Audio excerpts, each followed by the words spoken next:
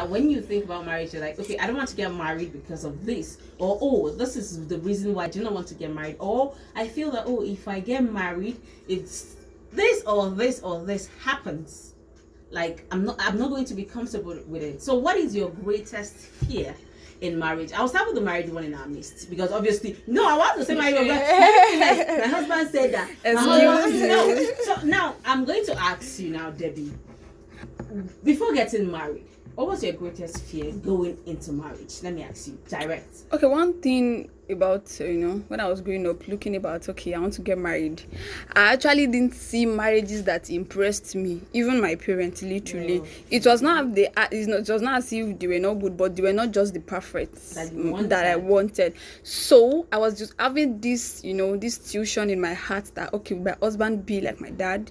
Okay, will I be behaving like my mom in marriage? So, and growing up, I was a spiritual person. I was praying. I was, watching a lot of YouTube videos. So, those things actually killed the fear, because I was actually crying that sometimes I would just come husbands, please, let's give ourselves, some space. 3 months, 4 months. Getting married, no, before I would just call and say, see, I cannot go ahead with this, because when I just see people coming up, in front of our house, chasing themselves with, condo and all of that things, I'll just be like, God, I beg. So I think, because I was a spiritual person, I think I had the faith to conquer my fear. So that was the only fear that I had, nothing really serious like that, and God helped me through.